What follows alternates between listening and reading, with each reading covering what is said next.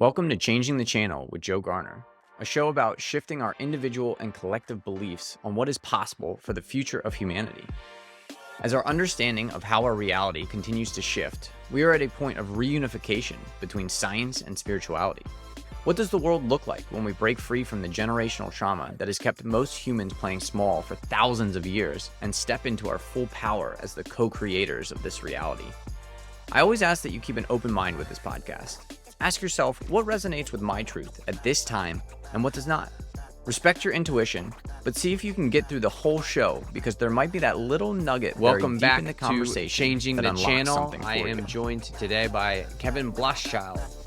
He is a experienced chief HR officer with a deep expertise in culture, people development, leadership development, organizational development and planning, talent acquisition, benefit strategy, and employee well-being.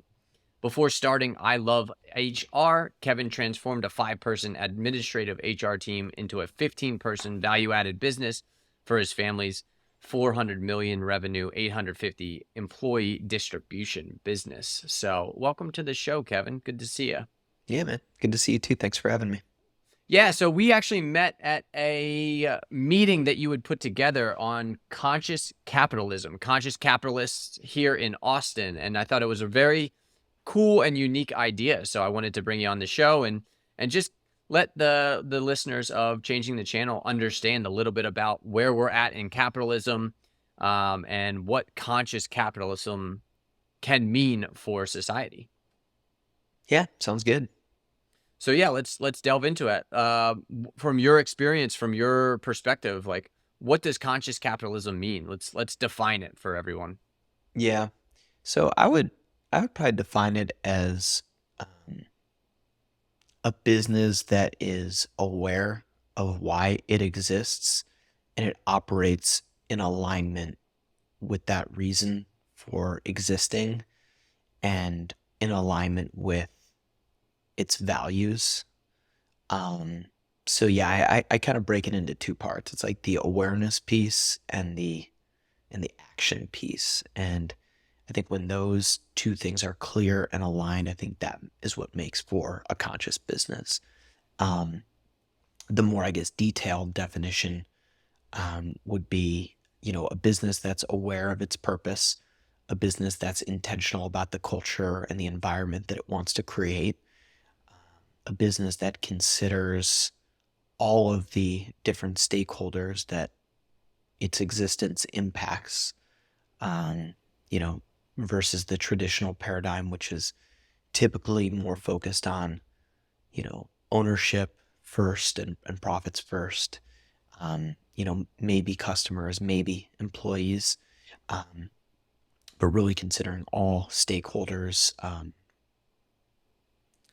in a more even way and balanced way, and then having leadership that is evolved in the sense that they're not operating by more traditional kind of command and control structures, but more conscious leadership choices. So that's kind of how I break it apart. I want to take a minute from the show to share how you can support Changing the Channel. This show is my passion project, and if you feel called to support, the best place to start is by subscribing and sharing the podcast on whatever platform you're listening. You can also use the link in the show description to provide one-time or monthly support. Next would be to check out my website in the show notes, where you can become a VIP of the show and check out the many offerings I have to support people on their journey. Finally, you can engage with the Q&A and polls to have a direct say in the direction of the show. I'm forever thankful for your support. And now, back to the show. Beautiful. So as a conscious leader, like you're in the HR space, how does one kind of help define what a conscious leader is? Again, getting away from the control aspect and moving to a little bit more of decentralized, a little bit more autonomy, I would assume. Yeah, totally. I think that, there are, and we could break apart the question of like, what does a conscious leader look like? But I think at a high level, it's ultimately a person who is, again, aware of what they want to achieve, aware of what their values are, they work to behave in alignment with those values, and do so in a way that inspires others to work together toward a common goal. Beautiful. How, from your perspective, from like an HR perspective, how would leadership find that purpose? Like, is there a system that you kind of take them through to find their purpose, what their why is? Yeah, I mean, I think it's totally, totally different for everybody, right? I think I always go back to kind of like, what is the genesis of the company? Why did the company start in the first place? In some cases, it's born out of necessity, right? The founder or entrepreneur saw an opportunity that wasn't being met and had some sort of passionate reason for why they cared enough to start their business. In other cases, it may just be that the founder saw a profit opportunity and said, hey, I could make a business out of this and make some money. Neither is better than the other or right or wrong. It's just, I think every company is different and falls somewhere on that spectrum of starting out of passion versus profit opportunity. So I think it's important to just be aware of why, and whatever that reason is, it's fine. And then going from there to really dig deeper into the why questions behind why did you start the business? Why does it matter to you? Why do you care? What do we hope to achieve? What do we want the world to look like as a result of us existing? Or how do we want the world to be different as a result of us existing? And then you can start to uncover those kind of things. So, yeah, and I think it's interesting because again, every company starts somewhere different along that spectrum. From your perspective, as we start moving into the future, as we start, again, it does seem like there's a more ubiquitous amount of information that is coming out where businesses, if they're not telling their story, people are finding out what their why is regardless. So as businesses, I think there's probably an important step that some businesses need to do as far as getting in front of that why and being able to storytell. I think Apple does a really good job of storytelling what their why is, what their purpose is. So is it beneficial to kind of command your why versus just allowing it to be up for discussion in the general public? I do think it's important, the storytelling element of it. To me, what's more important than that is the commitment to it. At the end of the day, storytelling can be used for a lot of purposes. And I think, if you look at a company like Apple, they're a great marketing company. They might tell their story in a certain way, but is that the reality, right? I mean, I guess I'll just like drop a controversial topic. Are we okay with controversial conversations here? Anything goes on this podcast. I mean, like, and I'm not like, passing judgment, but like, look at Apple as an example. They're a great storytelling company. They talk about a lot of things, but how many people talk about, where they source their cobalt, right? Right. Like dig into that, right? And now they're going to say, well, or I think they say that by a certain point in time, they're going to, be sustainably sourced cobalt. And, the experts will tell you it's not even possible that like 70% of the world's cobalt, I think it comes from Congo, like is slave labor. So again, I don't know like the details. So like it's easy to criticize or pass judgment, but like there are things where companies want to tell the story to make themselves like look good and more attractive to prospective employees, customers, things like that, or just PR. But the question is like, how committed are you actually to it? I think that's more important than storytelling, because storytelling, it can be a negative, right? Because if people see you acting out of alignment with the story that you're telling, now you look hypocritical. Right. So people, they look at the actions and eventually like the truth shines through. And if you're operating in a way that's counter to the story you're telling, I think it's a bigger negative. Right. And that's kind of the idea behind the information getting out. Like, again, good storytellers, good marketing companies, they're going to start their truth is going to start coming out, whether they want it to be the truth or not. So, Yeah. they have to get in front of that. And again, this goes a little bit deeper than just like one company. It's like, okay, we're Hmm. building our society around a technology that does have finite resources, that Hmm. requires finite resources to be building it. And is there other options? Is there any way to go around the way that we're doing things right now?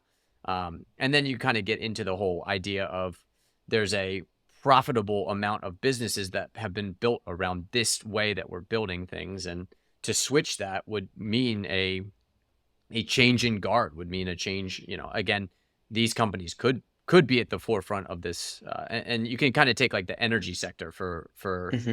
uh, uh, uh, an instance. Like, most of the large oil companies are now in the green energy sector, and they're spending a lot of money to research and develop and figure out that stuff. But there's less of an incentive for them to do it than there is for a brand new company or a public private partnership or something along those lines to do it. So again, we're kind of walking this very complicated idea of what is best for society. So, from your perspective, is there a better way to structure companies that would maybe make it a less profitized incentive and a little bit more open and honest with what they're doing?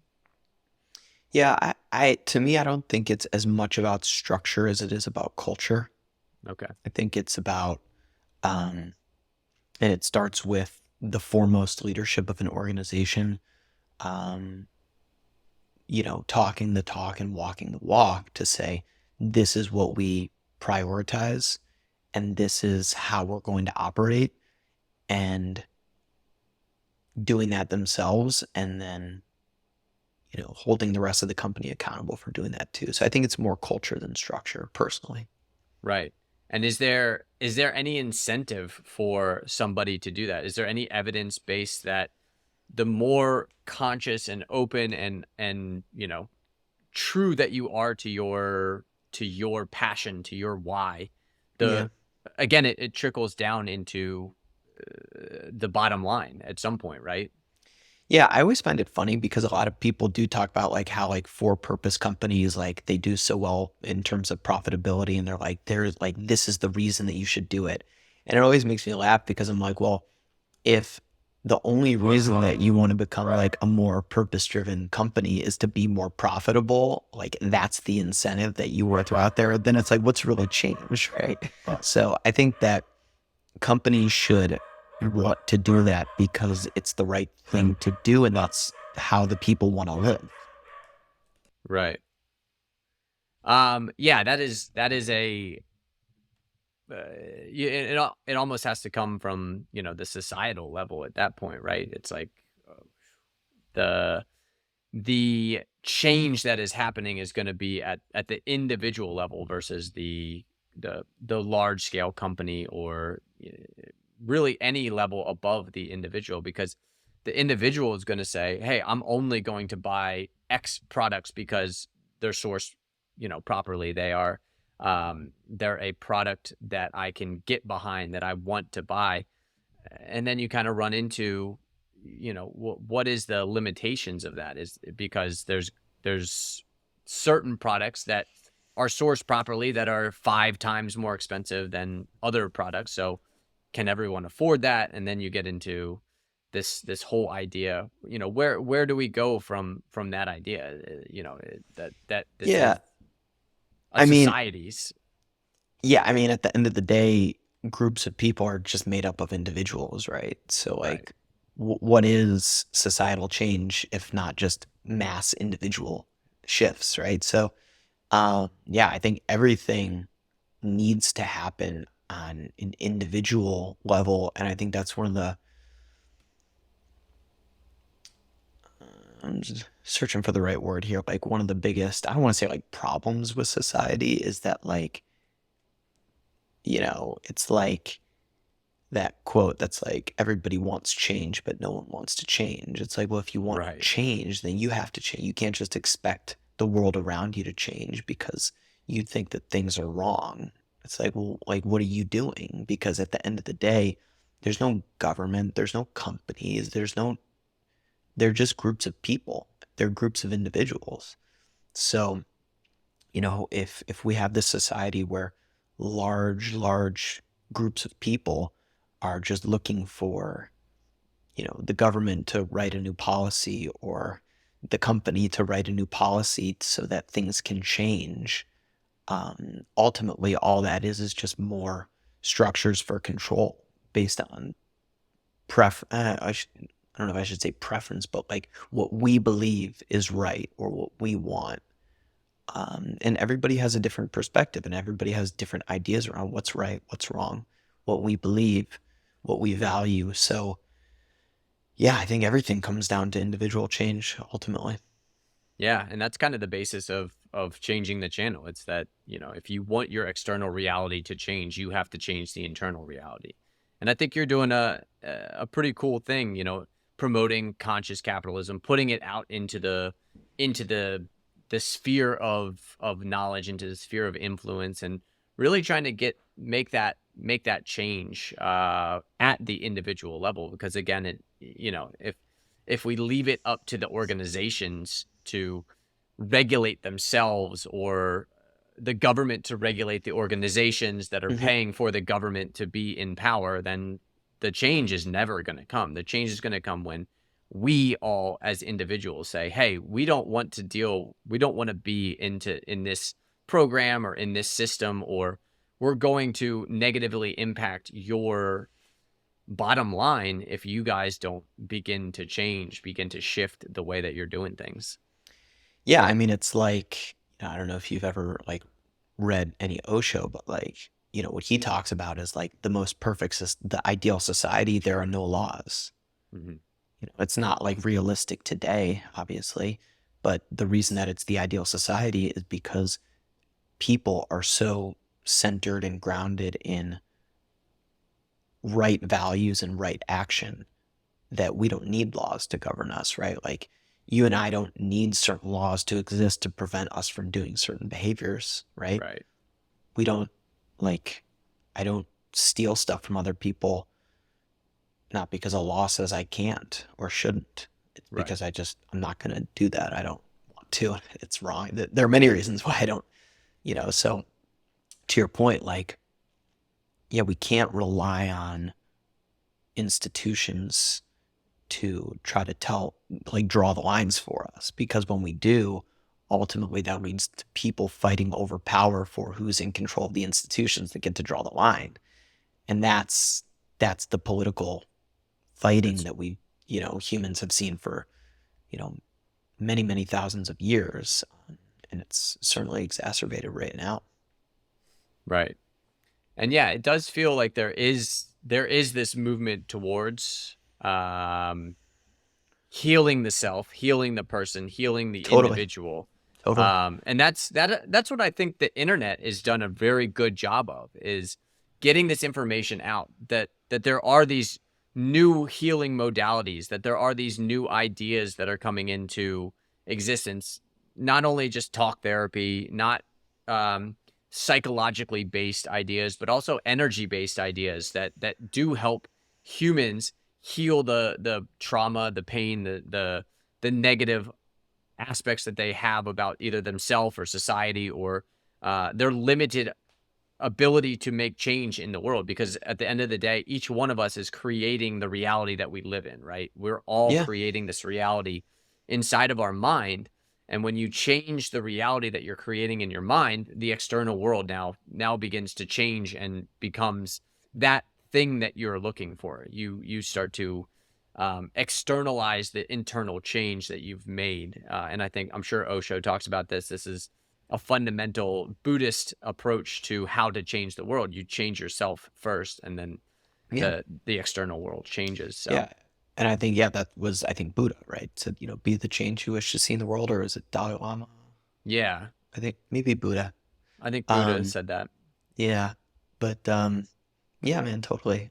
I think the world is definitely going through, a lot of healing. I think, and I mean, what I'm saying is not novel by any means, but I think a lot of people realize that the, you know, 2020 COVID situation really was a kickstart for a lot of healing, a lot of awakening, a lot of um, sun shining of the light being shined on certain truths that have been either, hidden or concealed or just not talked about as much. And it's led to a lot of, upheaval and things like that. But a lot of it is, it's for, yeah, for the purposes of healing on an individual and collective level.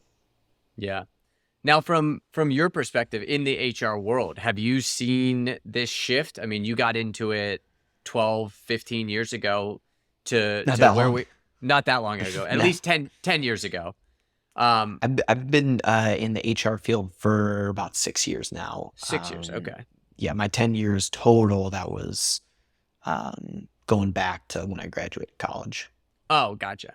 So you've been in it for 6 years. I mean, have you seen in any HR. any shift, any change in the HR policies in what, some of these larger organizations are saying about what HR should and shouldn't be? Yeah, I mean, there's a lot of talk about a lot of these things, about a bigger focus on employee well-being, mental health, things like that. And I think everybody sees it and hears about it. Um, yeah, so I think it's a lot of the things that people. I don't have any unique perspective on that. Like, oh, I'm seeing something different. The only thing I would say is, again, I think it's a lot of talk. I think only some companies are actually doing it well and know how to do it well. There are different ways to invest in employee well-being. You know, when I was, with my family's business, we did it one way. We did it all, in-house, and it was really successful. There are a lot of outsourced solutions, and it's just like anything. There are good companies out there and there are crappy ones, right? It's just like anything. You get a full spectrum. So some do a great job of it. Others, it's just something that they say we have, but is it really actually making an impact? But the bigger thing that I think about when it comes to like employee well-being is, to me, it's more like a band-aid for like the a person's work environment and life. Hopefully, like, ideally, it shouldn't be so bad that you need these remedial things just to get you back to equilibrium, right? Like, just to get you back to neutral. So I think a lot of these companies are investing in employee well-being, but it's super reactive in that way, when they're not really examining, like, what are the root causes? Why do our people hate work so much that we need to invest in this in the first place? I'm not saying investing in it is bad. I think investing in it's great, but ideally it should take people north of neutral, not, yeah. So that's just kind of my perspective on it. That's interesting, and that's a very Western medicine approach to healing the problem in your Yeah. company. It's like, let's address the symptoms. Let's not look at the root cause. Let's not look at why these people are having that effect. So Yeah. Well, and I think it goes back to like kind of what you were talking about of like that internal environment. Like, people, it seems to me, maybe I'm off base, but I don't think that most people, at least in America, are brought up in a way where they're told, like, you can thrive, life can be amazing. It can be this beautiful ride, right? The message that's preached to us is like more along the lines of like security. Like, you gotta like go to school, get good grades, get a good job so that you can be able to pay your bills and put a roof over your head. And obviously those things are important, but like, if that's your focus and you're working in a job that you hate because your values that you've internalized are security is more important than, inner happiness and peace. Not that one ever has to take precedence over the other, but if you have a very, very clear hierarchy that you are willing to sacrifice right. those things for security, um, think it's going to, like lead to a lot of what we see today, which is people who don't even consider the fact that life can be amazing. They're just kind of hanging on till retirement. It's like, just put in my hours, and then by the time I'm 60, 70 years old, then I can sort of coast and ride it out. Right. And we should enjoy life all the time. Not all the time, like as in like be happy all the time, but like we should, you know, we should be able to experience the fullness of life throughout our entire life. Right. Your employment doesn't have to be 70% of who you are and what you do, and the reason you're doing it is so that on the weekends you get to enjoy a little bit of time in between the Sunday scaries and Friday afternoon happy hour. Yeah, I think most people look at work as like sort of like paying their dues, right? For their free time. Like, I do this so that I can, be able to enjoy my free time, when ideally we would have a planet full of people who are aware of, their purpose and their passion, and find or engage in work that honors that, where they can bring their unique gifts into the world in a way that they can meet their basic needs, and they don't have to feel the need to separate work, as this thing that they do so that they can have the means to go live their life. Right. So how do we get from where we are right now in this very transactional system that we've Hmm. been indoctrinated into? Again, you and I didn't build this system, and I don't even think the Hmm. people that are running the system necessarily built the system. This is an artifact of hundreds, if not thousands of years, at least since the Industrial Revolution. The first Yeah. Industrial Revolution is an artifact of how they built society. So Hmm. how do we move? What do you see any steps to going from that society, from that perspective, to a little bit more open perspective on what work can be? Yeah. Well, I mean, I think first of all, I mean, it definitely, obviously the structure has evolved, right? So like, when you say artifact, like I agree, but I think we should, I guess, pause and say like, well, it's not like fully, it's not like it's, this dinosaur that hasn't changed in, 300 years, right? I think things have evolved for the better, no doubt. Mhm. Um, I think that said, though, to answer your question, I mean, to me, it's about, again, going back to like the conversation about individual change. I think it's just about values. I think it's about people deciding for themselves what do they value, right? So many of all of us, I guess, have, values and beliefs programmed into us. And a lot of people don't stop to say, wait, is that actually what I believe? Or was that just told to me? And now I'm attached to that belief. But like, if I stop and pause and like kind of wipe away all that noise, like, what do I believe? What's important to me? How do I want to live my life beyond the kind of social norms and expectations that have, sort of been programmed into all of us, whether it's by parents or schools or, religious institutions or whatnot. So I think it's just an individual exercise of reconnecting to ourselves, and um, finding out for ourselves what we value, and then committing to living our lives in a way that honor those values, and saying no to things that don't align. Yeah, that's a beautiful message. And I think there's a lot of science, there's a lot of technology, there's a lot of ancient science, spiritual science that can help you connect to your purpose, connect to the reason that you've incarnated on the planet, that you've come to Yeah. this three-dimensional reality to experience whatever you're here to experience. And it's slowing down. I think meditation is probably the foundational aspect of that, calming the egoic mind, calming the thinking mind, and allowing, the space and the time to really decide, is that thought mine, or is that thought something else outside of me? Whether Yeah. that's, a program that from childhood has been a part of me, or, some people talk about a spirit that came into me, or again, just depending on how much magic you believe.